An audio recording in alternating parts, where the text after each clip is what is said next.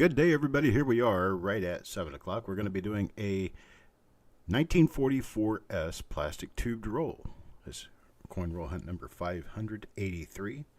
This is our roll, and it has, well, I thought it was taped shut, but I guess it's not. Looks like a nice roll from the top. Let me get all the coins out of here, and we'll get started. Here they are, and here we go. How's everybody doing? Tacos. That sounds good. Did you know that there's actually a restaurant named, restaurant chain named Taco John? Is that specifically why your name? Because I've got a friend who owns a coin shop in Illinois, and there's a Taco John 2 doors down from him. Yeah, Taco John is a thing. All right, coin number one. Let me get my light turned on here. Coin number one for Doug. Let's take a look at coin number one. Well, we've got some immediately visible machine doubling on this coin. A little bit of machine doubling going on here. I don't see anything else yet, though. 1944S, well known for RPMs, double die obverses, and double die reverses. This one is a catch-all year.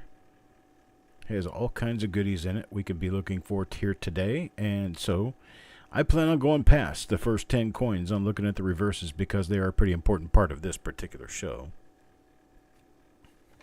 But Doug ends up with a normal coin. I'm looking for something other than normal here. 75 in pennies, baby. Very first coin, I believe, in one of my reveals. And I don't see an RPM. No doubled I. Nothing odd and flickering up and in God we trust. Nothing in Liberty that I can see. We go on over to the reverse. Reverse is kind of a late die state. And I don't see any doubling. So there's a streak right there caused by planchet impurity. That is actually a planchet streak.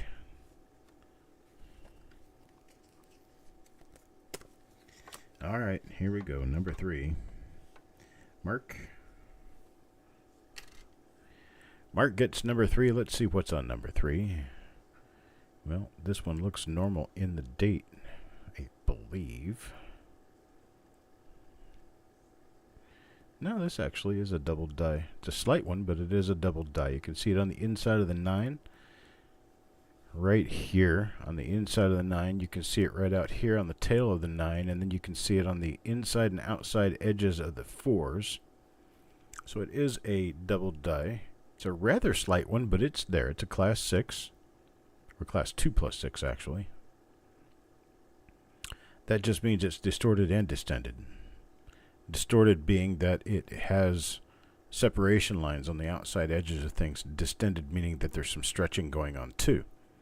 So there's both. Alright, let's see. Did I check the reverse on this one already, or am I just dreaming? I must be just dreaming. But there's nothing on the reverse on this particular coin, so we're going to go ahead and put it in the holder and move on. So coin number 3, double die obverse for Mark.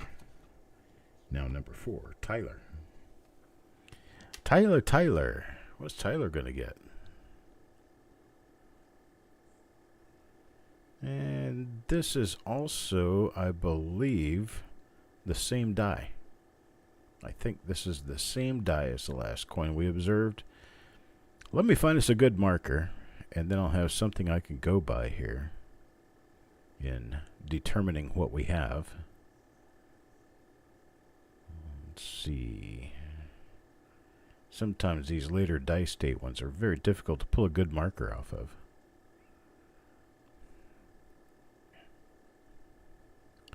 Keep trying, keep trying. Never know what we might see if we look in just the right angle. Okay, there's a little raised mark between the upper 1 and 9 right there. A little raised mark above the upper 1 and 9. I'm going to go ahead and put this one in the holder for Tyler. I'm going to get Mark's coin back out. We're going to take a look at it real quick and see if these are indeed the same die by checking for that raised area. And while it is there, it's not readily apparent. There are other markers, or appear to be other markers, that could be better. So we're going to have to identify this under the microscope with a little bit more definite care than what we've done here, but they are both double dies. I just can't right now tell whether the same die or different dies. Alright, let's see. What do we have for Mr. Fletcher? Jim, we've got a coin for you. And it appears to be a normal coin so far. Nothing on the eye.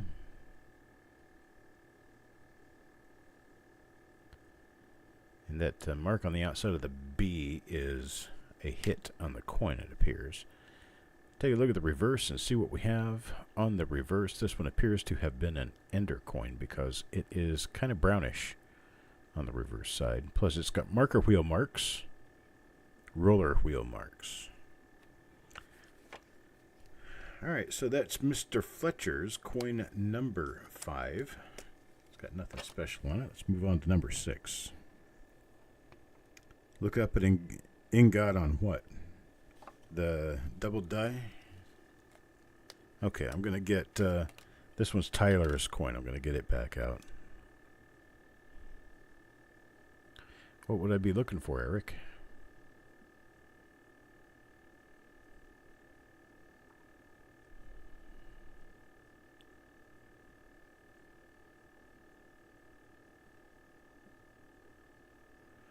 I don't see anything special here.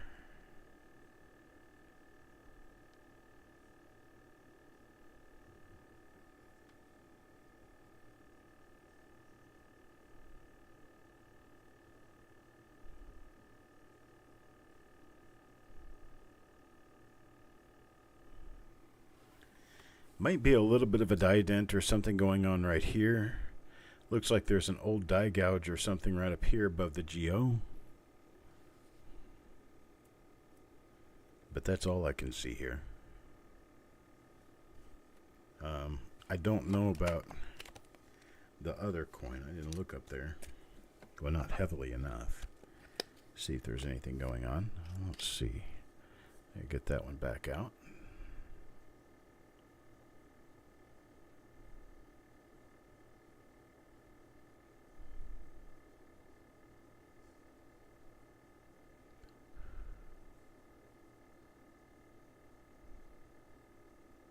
I don't see anything on this one.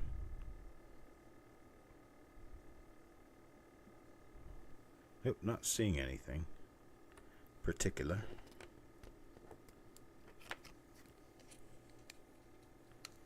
Yeah, we'll have to figure this one out later. Well, I know that they're double die obverses. They're kind of minor, but they are. So, here's one for Frosty. Next coin up in the roll. Looks like this one could be yet another one of them. I think it is. Yep. Looks like it is another one of them. And let's keep looking around here and get up to the in God area. And I don't see anything there.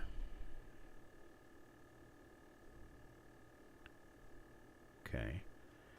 And we'll go ahead and finish checking this one out and get over to the reverse side so we can look at it too. Boy, some of these are really kind of difficult to tell. Let's check the reverse on this coin and see if there's a good marker on this one. If there's a good marker on this one, it should exist on the others.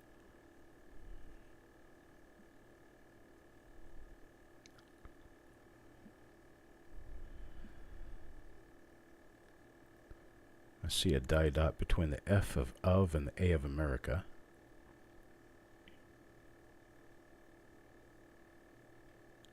And that would be about it.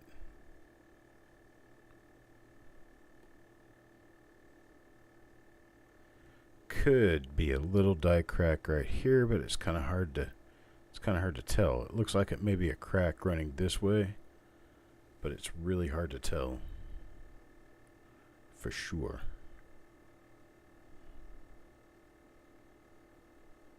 Got nothing on the other side. No, Adam, I haven't done any coins on Whatnot in a while now, and the reason is because it was taking up more time than the value that I was getting back from it. I just wasn't doing enough to. I was working a full day and a half to get stuff together and making $100. It just wasn't worth it. Just not enough of an audience there that was actually serious into coins, and plus a lot of the serious audience are people who don't sit around using phones. They use computers because that's what they're used to, and for those people, driving Whatnot is difficult to impossible because they have features that are not available on computers, because they designed that place for a phone only. So it's not really holding my interest. This one for Jordan. And all normal so far.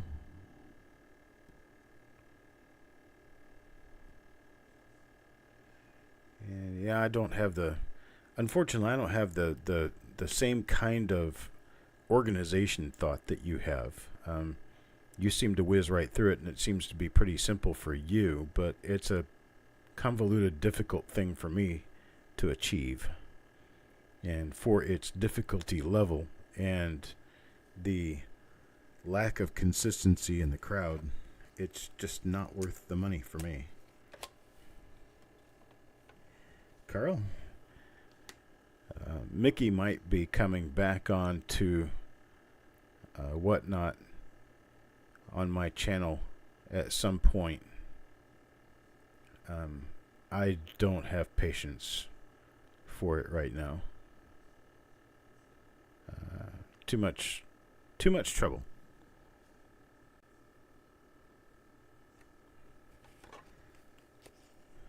Yeah, 3 to 4 hour auction for me would need to bring in $4,000 to $6,000.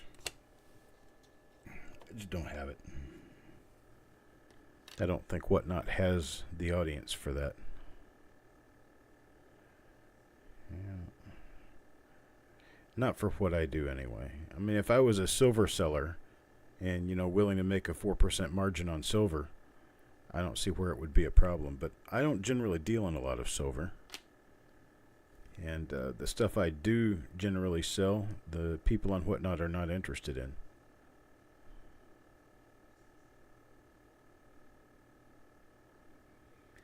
So I think I'd kind of rather stick to what I do best.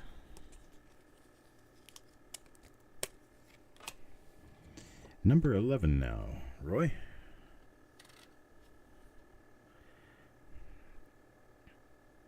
I am trying to open up to whatever I can get into and whatever I can get to work. I'm very open to other suggestions, thoughts, or ideas, but Whatnot, I gave it a good shake, and it just wasn't. It wasn't my style. I'm not. I'm really not in this so much to game around with people, gathering likes just if I give them stuff.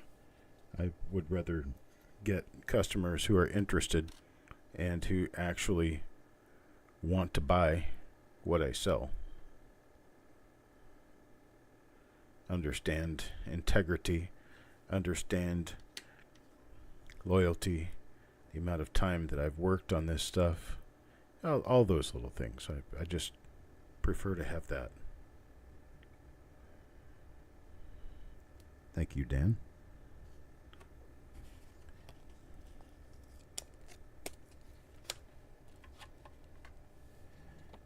Number 13, Josie. There was one of these auctions that I had to short someone by one coin. I believe it was Tyler.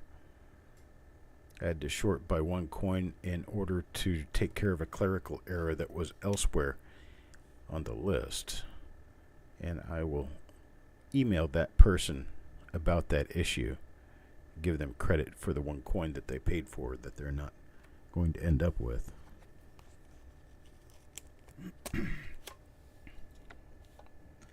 Mr. Fletcher. Let's see.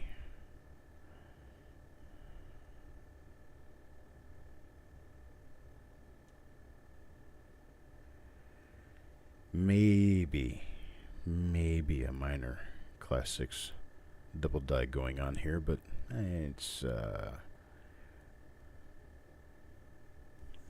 kind of probably not enough. Reverse here has nothing on it.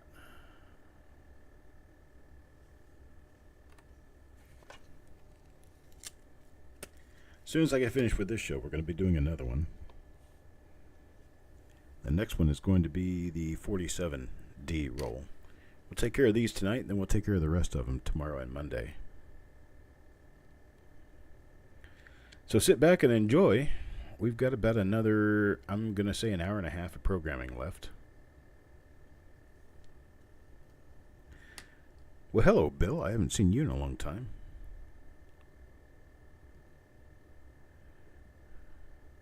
You've been rather missing for quite a while. I hope you're okay and everything's working out fine for you.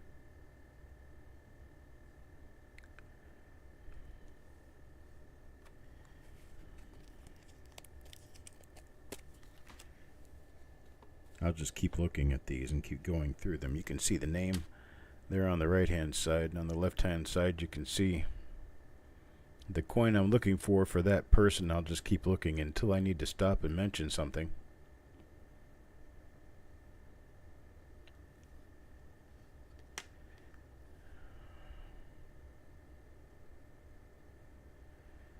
Yeah, I've been kind of waiting for my seasonal people to start coming back.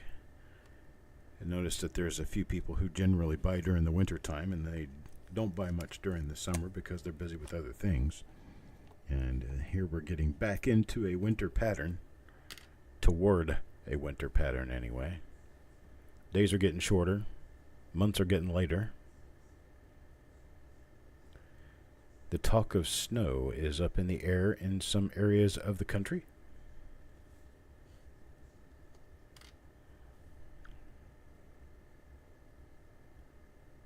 Not here. Not in North Carolina. Not for the time being, anyway. Could be another month or so before we see anything below freezing. The idea of snow, that's kind of a scarce thing around here.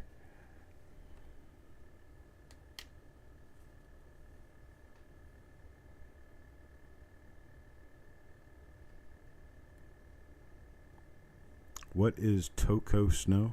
I don't know.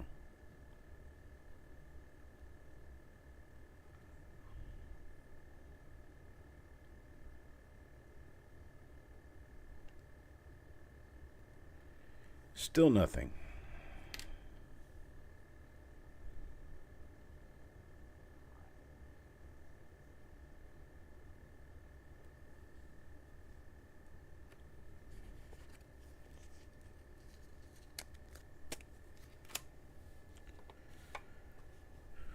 $19 for Carl.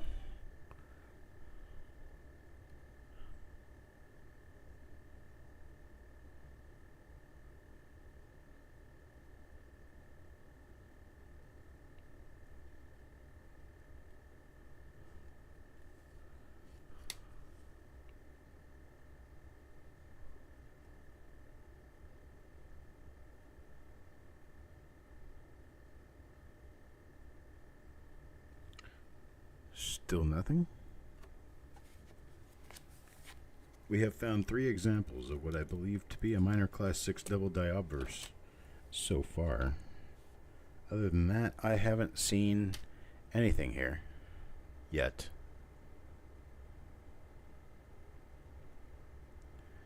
But you know what that means.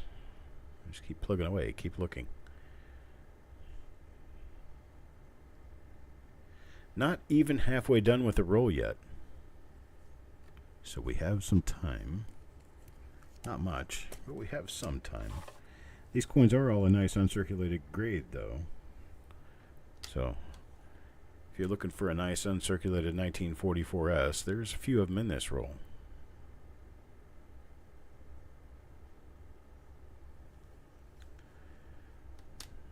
Got just a few more coins I'm going to check the reverse on. I haven't seen any double die reverses in this roll. We're just about to pass over the halfway point in the roll. So we'll see what happens. Out to the halfway point here. Coin number 25 will be the halfway point. There's number 22, coins and ghouls. This one's a little darker than the others. A little more toned.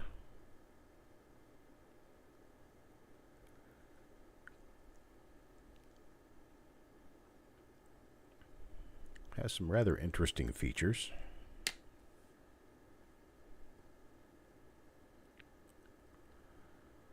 But no doubling that I can see. Oh, farm dog. Good evening, sir. All right, now number 23. Eric.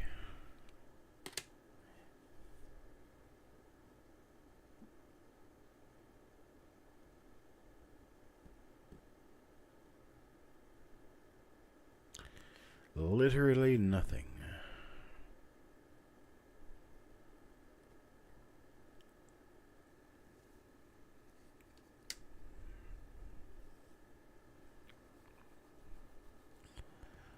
Literally nothing.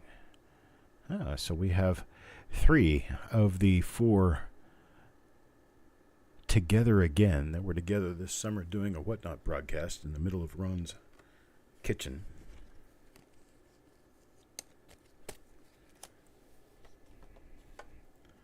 All we'd need here now is Robbie.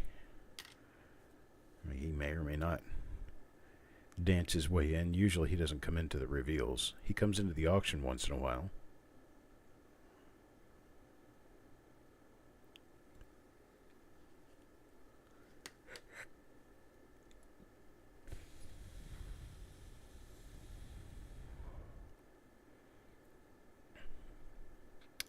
Tonight feels like one of those lazy, cool nights you get in the fall where it's kind of rainy and getting cooler outside, and you just want to put some PJs on and snuggle up to the couch across from a good show on TV. That's what tonight is. I'm having a hard time finding the motivation to sit in front of a computer when I could be laying down in front of a TV snoozing. I'm having a rough, kind of a rough, wakey day. Hey, look at the stripes going across that guy. Nice. Nice Woody right there.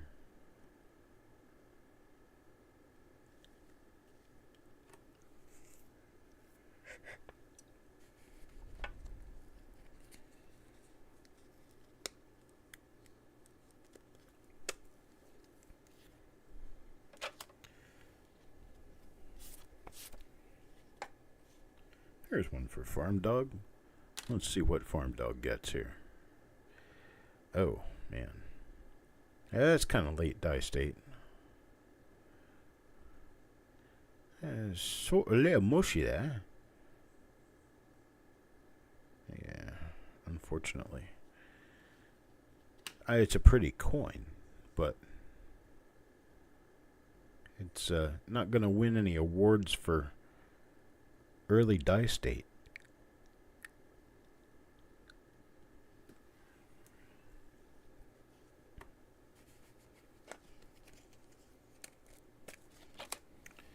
All right, number 27. We're going to move over to just the obverses here. Finish this roll off where we kind of how we started it. We've got 3 examples of what appear to be the same double die obverse. I would be submitting bulk to NGC if I had coins to submit. I don't have anything to submit right now.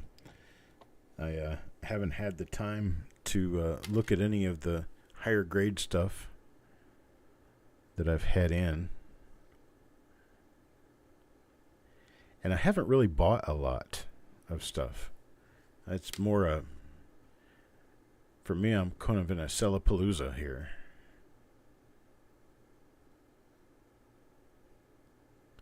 Just getting as much sold as I can reckon to sell. I've got a couple of buying trips coming up pretty soon, and I want those to be ones where I have enough cash in my pocket not to worry about finding something great I have to leave behind. So that's kind of where I am with my cash right now, is I'm trying to gain more so that I can keep my debtors happy and continue to buy so I can find some goodies. Got 63 MS67s out of 400. That's pretty nice. Depends on if any of them are the scarce dates for 67.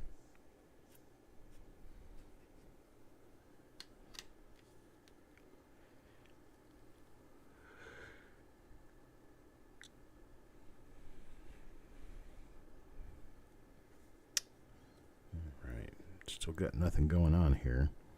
We're up to coin number 31 coming up next. That will be for Taco John. I got a 49 in 67 red. Nice. Well, we're going to look at Taco John's reverse because I was misapplying my finger work and placed the coin upside down. So now we're going to look at the obverse. Kind of get the other side out the way first, you know.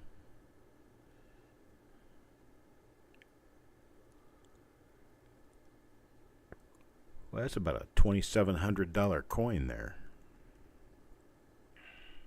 For sure. Oh, Frostbite, what you have missed is 3 examples of what appear to be a relatively minor Class 6 double die obverse. No repunch mint marks. No double die reverses. At coin 25, I stopped looking at the reverse. Just kind of paying better attention to the obverse now to find any double dies or repunch mint marks. And I've not had much luck. Today has not been a lucky day for rolls. Not a lucky day, I guess. Still looking for one of those. Of course, we've had them before. We'll have them again. Just not today. Number 34 now, Dennis. Let's see what we can get for Dennis.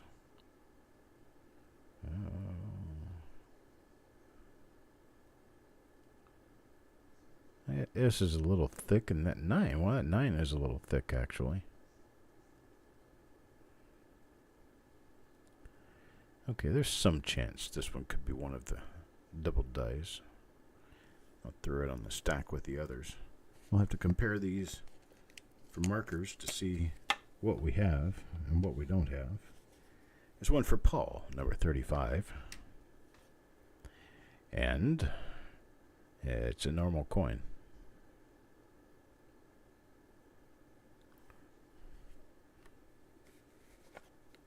Eclipse Day shenanigans.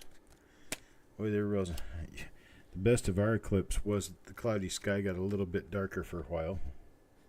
Not really noticeably so. I had to know it was coming and what time to be watching for this light darkness. We only had about a 30% coverage here. Given that we only had a 30% coverage, there wasn't a lot of difference in the amount of light coming through. And we certainly could not see any detail. It rained pretty well most of the day.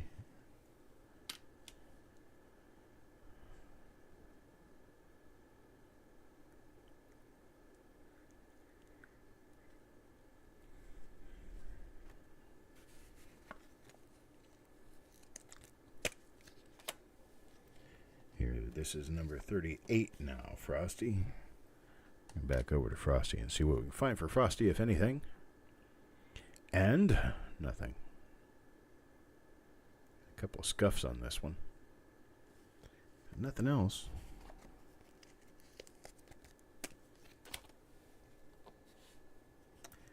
Malcolm. Malcolm. You know, sometimes with a nerd, it just doesn't take much to get him all excited. And I guess I'm a nerd because I'm easy to excite.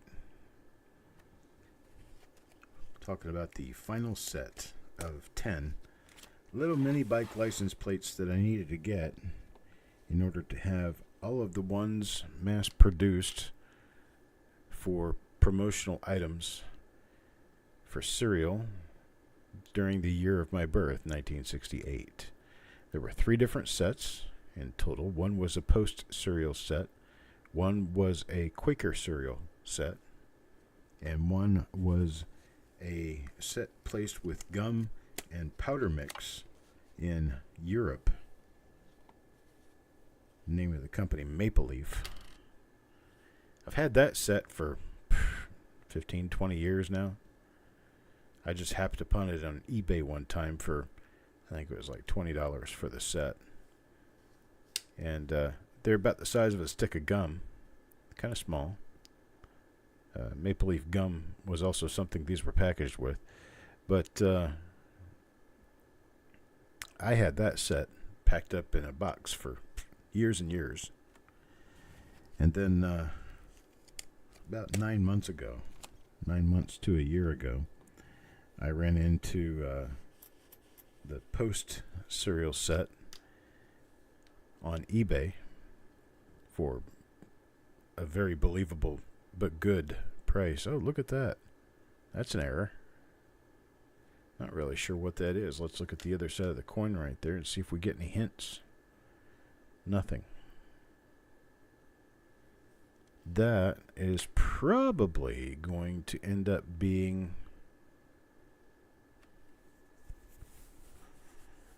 lamination peel with a possible fold back on it or something to that effect. There's a flange that got struck into the coin that was actually part of the coin, part of the planchet. That one's for Carl. I don't really see anything on the edge. It's just there on the surface on the obverse. It's coin number 43 now. But yeah, about 9 months ago I found that set from Post. And then about a month later, maybe a little less than a month later, I found an advertisement. Hey, look at this. This is another one of our little double dies right there. The stretched out bottom to the 9, the doubling on the inside of the 9, the doubling on the outside of the last 4. This will go in the stack with the other ones. This one goes to Farm Dog. Congrats, Mr. Farm Dog. But I found an ad for the Quaker set. It went in Life cereal back in 1968. You get 1 plate per box of cereal, or you could order all of them with a few box tops and $1.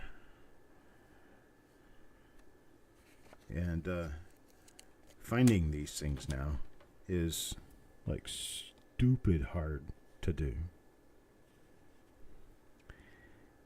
And the one,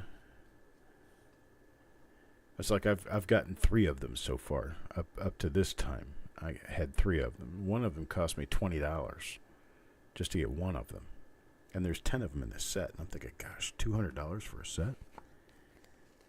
I got it far cheaper than that. Actually, including postage, I got it for less than $50. And I am tickled pink.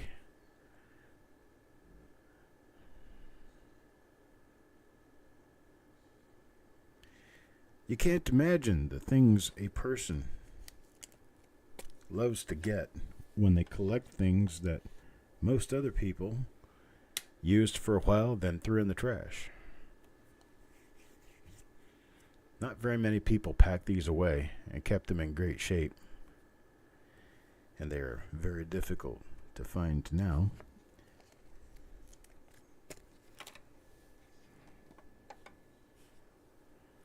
Here's Taco John for another ride through the roll hunt machine. And I don't really see anything here.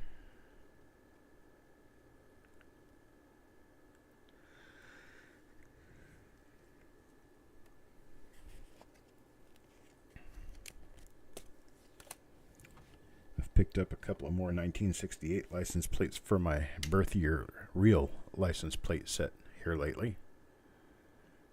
Got a Mississippi, a Nevada, Wisconsin,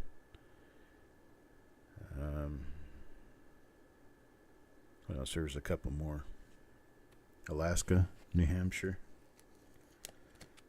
I have 31 states.